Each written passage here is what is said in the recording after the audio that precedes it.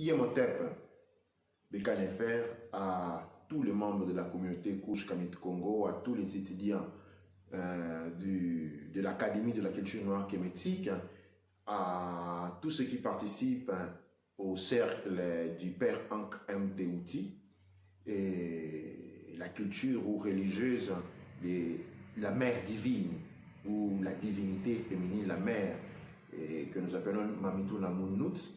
Mamitou Namounouts est aussi connu sous le nom du culte Yewe Mami Wata Voodoo. C'est une des religions les plus anciennes qui a 10 000 ans et qui justement prédate toutes les autres religions que nous connaissons aujourd'hui. Les Yewe Mami Wata Voodoo, c'est la religion qui était pratiquée par les Amasatum eux-mêmes. C'est que nous pouvons à la limite appeler la religion des divinités. Et tout ceci sont enseignés à l'intérieur du Père Ankh M. Teouti. Je salue les membres de la Société internationale, à commencer par son leader dans la République démocratique du Congo, Koko Ontoma Lobola Ilondo, mon Teti Ndika Mobeti Lokole.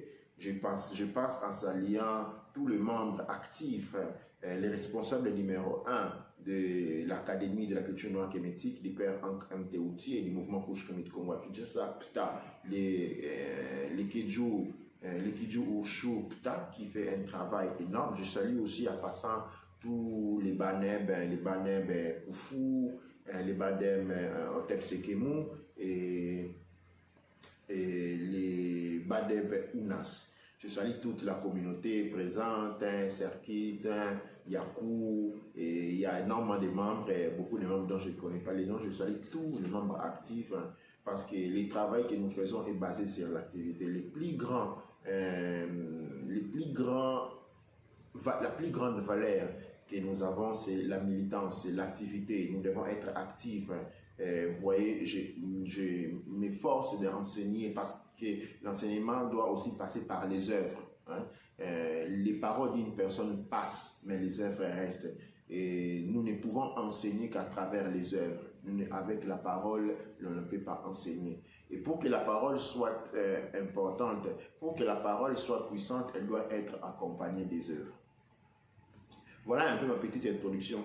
Je salue tous les internautes également qui nous suivent, ceux qui sont les Kyrie. Je salue mon frère Mobali Makassi. Je salue Tunde Lekelani. Je salue Quête des Vérités. Ce qui sont toutes les différentes structures où je suis toujours avec beaucoup d'amour invité à participer. Prochainement, je reviens avec des nouvelles émissions, soit avec mon frère Mobali Makassi, soit avec Quête des Vérités et Tunde et d'autres groupes qui sont aussi. Je salue Branch Kamit aussi avec notre sœur Queen Afoué, avec laquelle j'ai fait dernièrement une émission très importante que vous pouvez aussi voir si vous allez dans le site de Branch Kamit, YouTube Branch Kamit. Alors, n'oubliez pas de toujours partager. Le partage est très important, ça fait partie des Umoja, les émissions que nous faisons, les interventions que j'ai faites, parce que tout cela contribue au fait à valoriser, à donner beaucoup de valeur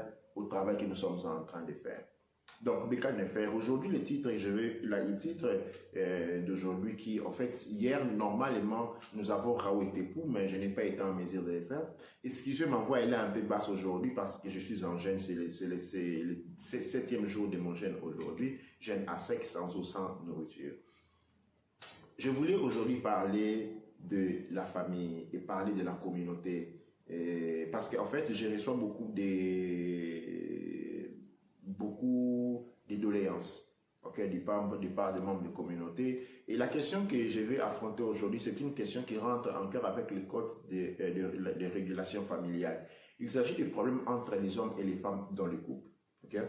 Et en fait, les couples aujourd'hui mélanodermes, africains spécialement en Europe, il y a énormément de problèmes. Et la communauté a connu dans les dernières décennies une montée incrémentale, vertigineuse de ce qu'on appelle les femmes seules. Les femmes seules, ce sont les femmes qui sont mariées, qui ont été mariées et ils ont divorcé parce que le mari est allé trop abandonner la première femme pour aller exclusivement avec la deuxième femme, la laissant avec les enfants, où il y a eu des problèmes, des bagarres, des luttes, des incompréhensions, des problèmes qui ont conduit les couples à complètement se partager, aller en divorce. Et c'est un grand problème parce que nous avons une génération entière des enfants qui sont en train de grandir sans mère, sans père généralement, et que les enfants soient exposés aux différentes luttes qui partagent d'un côté les parents et de l'autre, et n'est pas une bonne chose. Et généralement, l'accusation, les hommes jettent l'accusation vers les femmes, parce que les femmes, c'est qu'elles sont, les femmes ne sont plus contrôlables, les femmes ne sont plus respectueuses. Vous connaissez tout ce que les hommes pensent, parce que je m'adresse maintenant aux hommes. Et comme quand je m'adresse aux femmes aussi, les femmes accusent les hommes d'être irresponsables, patati, patata, patata, beaucoup de choses. Okay. Nous allons essayer aujourd'hui de mettre des données, d'apporter un peu de l'analyse à l'intérieur, d'essayer de comprendre qui sont les sources. Et je vais tout de suite commencer à chanter en belle. En fait, le problème est très très mal affronté parce que les problèmes, ce ne sont pas les hommes les problèmes. Et là, je parle à mes sœurs. Ce ne sont pas les hommes les problèmes. Et quand je parle à mes frères, ce ne sont pas non plus les femmes les problèmes. C'est tous les deux en même temps. Qu'est-ce que cela signifie? Eh bien, tous les deux en même temps signifie qu'il y a un problème de perception de culture. Les mauvaises éthiques, la mauvaise éthique ou le manque d'éthique, ou tout comme la moralité dépravée sort justement de manque de culture. Pourquoi je dis cela? Parce qu'il y a un principe cardinal qui est important de pouvoir dresser. Il y a un principe cardinal dont il faut toujours tout de suite dresser le cadre. Laquelle? La famille, ok? La vie est culturelle. Point de départ. Ça, c'est le premier axiome. La vie est culturelle. Et c'est signé Amasu Boba Kinkela Amasu. La vie est culturelle. Les hirondelles ne vivent pas comme les perroquets. Aucun hirondelle s'amuserait à penser de vivre comme un perroquet. Les hirondelles sifflent, les chapous sifflent et partent. Okay? Et les chats se comportent comme les chats et pas comme les chiens. Et les Français se comportent comme un Français. Okay? Et c'est là que je vais rentrer les problématiques, par exemple, quand on parle de... Vous devez savoir qu'en Afrique, nous avons malheureusement des situations du point de vue culturel. Nous avons une culture qu'on appelle la culture française d'Afrique, ou la culture européenne d'Afrique. Hein? Vous les voyez avec les suivants de Senghor, Léopold Senghor, qui ont été ceux qui ont incrémenté ce qu'on appelle la culture européenne d'Afrique. C'est quoi la culture européenne d'Afrique? La culture européenne d'Afrique naît d'une idée de domination. Pour dominer un peuple, pour s'asseoir sur un peuple, il faut lui imposer sa propre culture. Et donc, on a créé ce qu'on appelle la catégorie des intellectuels européens d'Afrique. Ce sont ceux qui sont formés pour continuer, pour perpétuer l'idée, la pensée de la domination culturelle africaine par l'Occident. C'est ainsi que quand nous avons toutes les différentes universités africaines, ce sont des universités où on forme des cadres selon la programmation culturelle occidentale, mais appliquée à l'Afrique. Quand on parle d'une programmation culturelle occidentale appliquée à l'Afrique, c'est une manière douce et gentille de parler d'une colonisation perpétuée. Alors, à ce moment-là, il y a ce qu'on appelle une substitution culturelle. Quand la substitution culturelle ne garantit l'efficacité qu'en termes de rentabilité par rapport à la culture dominante. Elle ne sert point la culture dominée parce que la culture dominée est croupie dans la misère. Il faut savoir que quand j'ai parlé, même aujourd'hui avec Koko Lobola, Ntoma Lobola, j'étais en train d'élucider un point très important. La faim. Ok?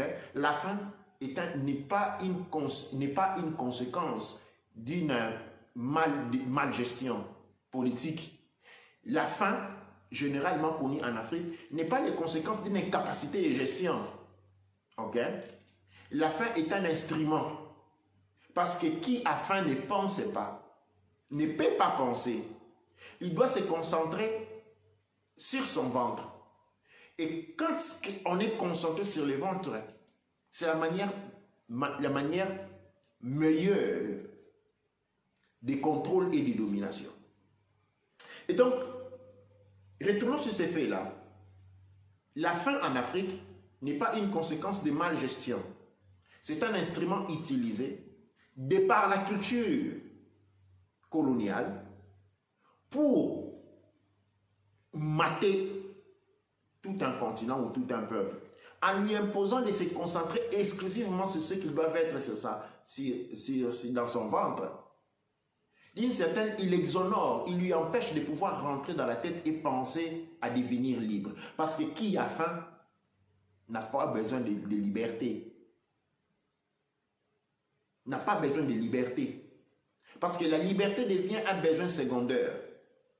Qui a faim ne pense pas à la souveraineté. La souveraineté devient un besoin secondaire. Parce que la souveraineté, la liberté, ce sont tous des idées qui expriment celui qui a le ventre plein. Cependant, il ne faut pas non plus exagérer dans la faim. Parce que quand on exagère à faire mourir tout un peuple de faim, il va arriver à la révolution. Et donc, il faut jouer à un jeu. Quel est le jeu? On maintient dans la faim pendant du 1er janvier au 30 septembre et puis on laisse un peu on ralentit un peu la ceinture. On fait arriver des aides alimentaires, des aides économiques. Ces personnes qui vous ont haï dans une phase donnée vont vous éloger, ils vont vous aimer. Parce que vous avez répondu à un besoin de survie de leur part. De cette manière, vous obtenez aussi leur loyauté. C'est comme ça, de cette manière, la personne trouve que la culture occidentale est la meilleure. Parce qu'il a été tué de faim, condamné dans la faim par cette même culture, mais elle a été nourrie à la faim. À travers ces mécanismes, la personne oublie oublie la faim et ne pense qu'au moment où il a mangé. Et comme c'est lui qui a permis cela, exactement l'Occident, eh bien, il rentre dans une forme de révérence, des remerciements, oubliant complètement que ce même Occident joue cette politique-là. Et c'est cette politique qui gère l'Afrique. L'Afrique est gérée à travers la faim et un peu de nourriture le soir. Faim pendant très longtemps, parce que la faim vous empêche de penser. Vous empêche de penser de manière intégrale à la liberté, à la souveraineté. Vous pensez à recevoir quelque chose dans le ventre. Et ceci est porté avant à travers ce qu'on appelle la culture européenne d'Afrique. En Afrique, nous avons une culture, ce qu'on appelle la culture européenne d'Afrique, et nous avons une culture plus ou moins authentique, selon paramètres. Vous allez justement vous poser la question, qu'est-ce que ça a à voir tout ça avec ce que avec l'introduction du sujet, les couples, les familles, les problèmes de rester dans le mariage pendant longtemps? Eh bien, il entre en plein pied. Pourquoi? Parce que je dis que la vie est culturelle. Ok? Et quand je dis culturelle, je suis ici en train de parler en termes d'authenticité. Parce qu'un lion qui est forcé à vivre dans une cage, comme une poupée, n'est plus un lion. Il ressemble à un lion, mais n'est plus un lion. Pour être lion, il y a des caractéristiques qu'il faut remplir. Un animal resté en cage pendant très longtemps devient malade psychologiquement et cérébralement. Et donc, il est capable de faire du mal à l'autre, à son semblable. Ok? Et après cela, dans les sujets que j'ai abordés, où est-ce que tout cela arrive à se mettre ensemble? Eh bien, comme je dis, la vie est culture. Si la vie est culture, la vie des couples aussi est culture. La vie des familles est culture, est culturelle. Avoir des enfants est culturel. Grandir les enfants est culturel. Éduquer les enfants est culturel. Ok? Mais du moment où on est dans ce qu'on appelle une culture occidentale d'Afrique, tous ces différents éléments, la culture coloniale ou la culture occidentale d'Afrique, culture française d'Afrique, belge d'Afrique, n'est pas une culture qui prévoit toutes ces différentes sphères de développement de l'être.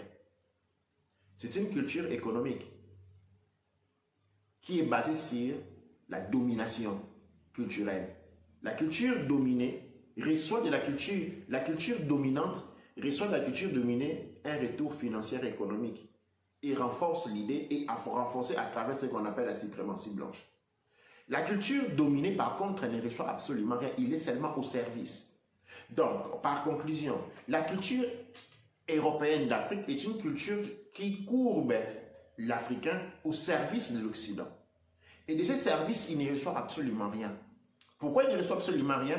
Parce que la psychologie derrière ces mécanismes est que pour que la culture occidentale puisse continuer à dominer la culture l'Afrique, eh bien, il faut qu'il lui fasse mourir de faim. Il fasse mourir de faim et à la fin de la journée, lui faire mourir de faim pendant toute l'année et au mois de décembre, lui relâcher la ceinture, lui donner un peu d'aide économique. Il va oublier tout ce qui s'est passé, toute la souffrance, il va ne voir que ce qu'il y a devant ses yeux parce que c'est comme ça que le cerveau fonctionne. Et après l'année, après avoir mangé pendant 1 mois, 2 mois, on retourne encore à la fin. Pourquoi? Pour s'assurer que ces personnes, pour que l'esprit de ces personnes soit complètement soumis et cette soumission se justifie, se présente, se caractérise par le fait qu'on est concentré seulement par les ventres, sur les manger. Et c'est ça la clé de la domination. La culture, pour être culture, doit avoir un alphabet. La culture doit être écrite.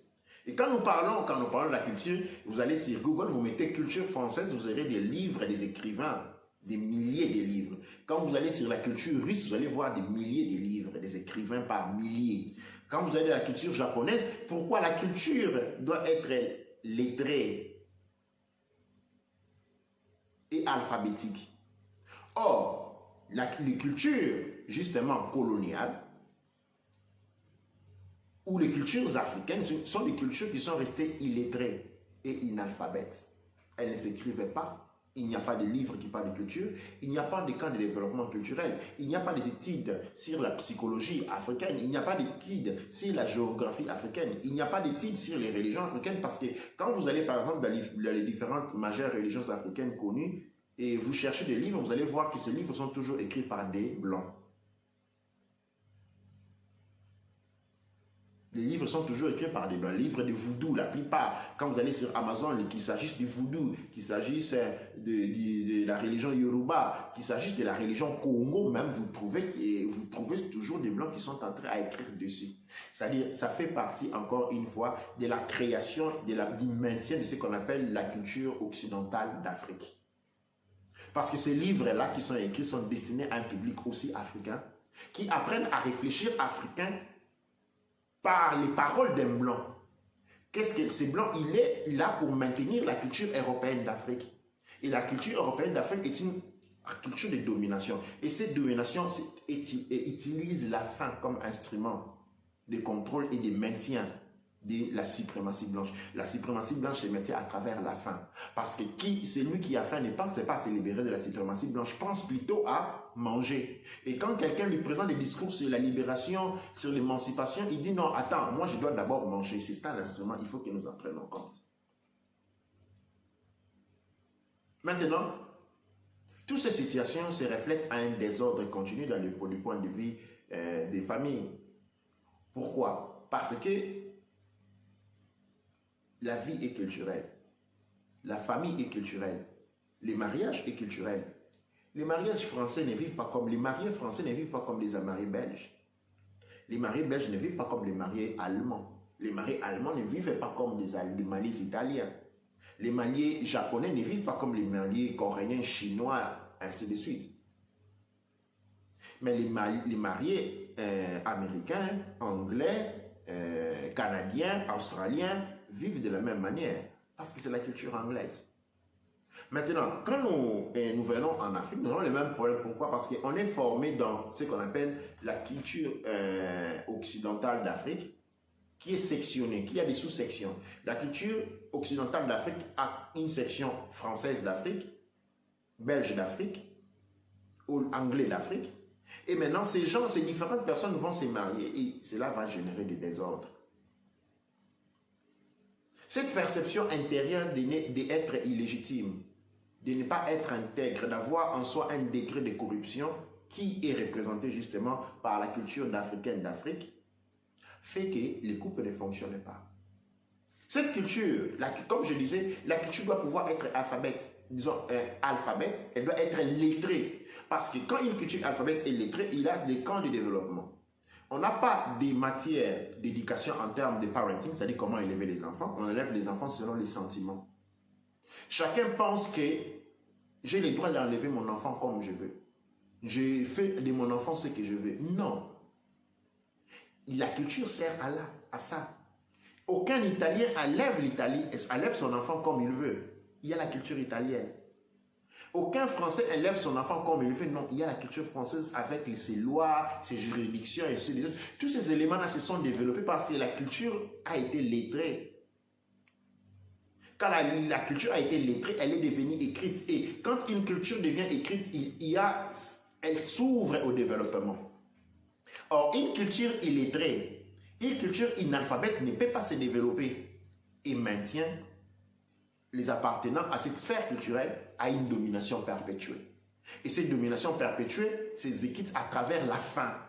Souvenez-vous très bien que la faim n'est pas la cause, n'est pas le résultat de quelque chose. La faim est un instrument qui est utilisé pour maintenir la domination, la suprématie blanche. Il faut bien fixer cet élément-là dans vos esprits. Et le manque de culture véritable et authentique, intégrale, fait que chacun pense pouvoir grandir son enfant de sa propre manière. Maintenant, tout garçon qui maltraite sa femme a été grandi par une femme. Il y a une année, et j'ai affronté la même thématique avec une famille, comme on dit ici en anglais, quand j'étais encore en Angleterre, femme seule. Cette femme vient avec un petit garçon de 6 ans. Je parle avec le petit garçon, je lui pose la question, quel est ton nom? Il me dit, je vais prendre un nom fictif, comme ça, pour dire Matono. Ok. Tu es qui? Il dit, je suis un Écossais. Mais il est noir. Il dit, tu es un Écossais, oui. Et ta maman, elle est qui? Ma maman, elle vient de Londres. Ta maman vient de Londres, oui. Et ta grand-mère, et ma grand-mère, elle est kenyane.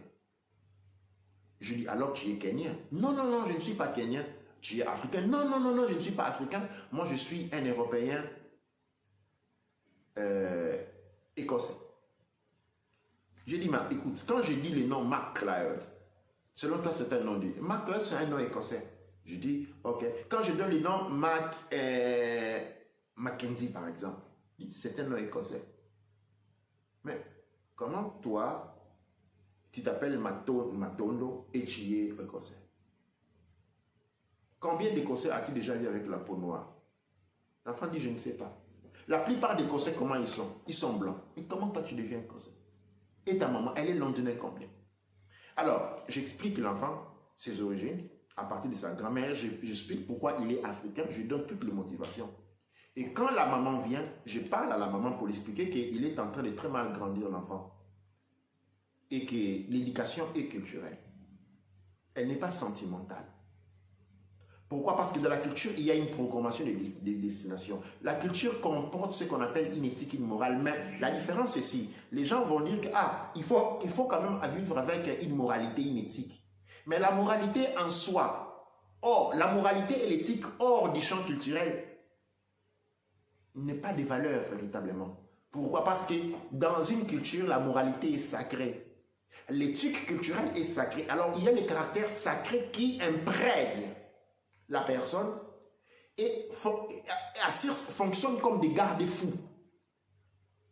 Parce que pour qu'une culture, pour qu'une moralité puisse avoir un effet, il faut que cette moralité soit sacrée. Pour qu'une éthique puisse avoir un effet, il faut que cette éthique soit sacrée. Or, hors d'une culture, ces éléments ne sont plus sacrés. On tombe dans ce qu'on a dans la sphère du libertinage. Eh bien, quand on vit des libertinages culturels, et les conséquences sont graves. Les conséquences sont graves. Vivre des libertinages culturels et vivre sans culture. Or, la vie est culturelle. Ce qui signifie, hors du champ culturel, il n'y a pas de vie. qu'est-ce que je vais entendre quand je dis la vie est culturelle? Une vie qui est vouée au développement, une vie qui permet les progrès sur les plans scientifiques, sur les plans juridiques, sur les plans économiques, sur les plans financiers, est une vie culturelle. Quand maintenant on est hors d'une culture, la vie en tant que capacité de respirer, de marcher existe bien, mais c'est ce qu'on appelle les naines bas. C'est-à-dire, les naines bas, c'est une vie biologique, c'est juste une vie biologique. À la limite, quelqu'un dirait c'est comme vivre comme un animal. Non, l'animal vit dans sa culture, qui lui est transmise de manière, l'on pourrait dire, qui lui est transmis de manière automatique. Mais l'homme doit recevoir cette culture, doit développer cette culture en lui. Et cette culture donne des garde-fous. Et donc, pour commencer à aller vers une conclusion, les problèmes que nous avons dans la communauté n'est pas la cause des hommes, n'est pas la cause des femmes. Ces problèmes sont les conséquences, les problèmes que nous voyons aujourd'hui, les femmes seules avec les enfants qui sont en train de... Parce que les femmes souffrent énormément avec les enfants, sont les conséquences que nous sommes en train d'avoir aujourd'hui pour d'une longue exposition à la culture occidentale d'Afrique. C'est ça la cause. Parce que la culture occidentale d'Afrique est une culture orientée vers l'exploitation. C'est une culture qui ne garantit pas le développement. C'est une culture qui ne regarde pas le développement. Dans la culture occidentale d'Afrique, il n'y a pas de place pour la psychologie. Il n'y a pas de place sur l'étude géographique territoriale. Il n'y a pas de la place sur l'étude culturelle, disons, africaine, mélanoderme. Il n'y a pas de place pour rien d'autre que l'exploitation. Il faut juste parler la langue, apprendre des fonctionnalités professionnelles et travailler. Alors, c'est comme ça que, en fait, les hommes africains dans les travail, ils travaillent très bien. Quand ils sont au travail, ils travaillent bien. Telle est la qualité, hommes comme femmes. Hein, ceux qui sont infirmiers travaillent très bien. Okay? Du point de vue du travail, même si l'espace accordé, du point de vue toujours de la culture africaine, la culture occidentale d'Afrique, cet espace de travail est garanti quand même. Les Africains font de petits travaux en Europe et ils travaillent bien. Les problèmes, c'est de l'autre côté. Le problème, c'est du point de vue de la famille. Parce que du point de vue de la famille, maintenant, nous rentrons sur le point que la vie est culturelle. La vie familiale est culturelle. La vie de travail n'est pas culturelle. Ce qu'on appelle la vie de travail est une vie professionnelle. OK? Et donc, elle est complètement garantie par la culture européenne d'Afrique. Mais quand nous venons sur le plan de vie des familles, la famille, pour être telle, doit pouvoir se développer. Or, tous ces éléments qui permettent le développement sont absents. Et quand ils sont présents, quand même dans certaines, nous allons même reconnaître qu'il y a quand même certaines valeurs culturelles qui sont encore présentes. Ces valeurs culturelles sont vides, dans le sens qu'ils ne contiennent pas une moralité sacrée. Ils ne contiennent pas une moralité sacrée. Et cette moralité, les manques de moralité sacrée dans ces contextes que je viens d'élucider maintenant, dépendent du fait que cette culture n'est pas en train de se développer. Parce qu'elle est une culture illettrée. Il est une culture inalphabète. Il est une culture vide. Il n'a pas de psychologie, il n'a pas de philosophie, il n'y a pas de penseurs, il n'y a pas de poètes, et elle n'a pas un champ de développement scientifique. Elle n'a pas un champ d'étude de la personne, elle n'a pas un champ d'étude de la société, elle n'a pas un champ d'étude d'interaction entre les personnes, elle n'a pas un champ d'étude d'interaction entre les différentes générations à un autre. Il n'y a pas un type d'évolution des familles, des droits de l'enfant, des droits des maris, des droits des hommes, des femmes. Il n'y a pas, dans la référence de la culture occidentale d'Afrique, il n'y a pas le concept des droits de l'homme. Il n'y a pas le concept des droits de l'homme. Et tous ces manques-là créent la situation devant laquelle nous nous trouvons aujourd'hui. C'est très important que nous comprenions ces éléments-là. Parce que quand nous avons compris où se trouve la maladie, eh bien, les possibilités de pouvoir la résoudre deviennent possibles. Mais aussi longtemps que nous ne sommes pas conscients de la maladie de laquelle nous sommes en train de souffrir, les possibilités de pouvoir les guérir sont très minimes, sinon inexistantes. Ankh Oudja Senem.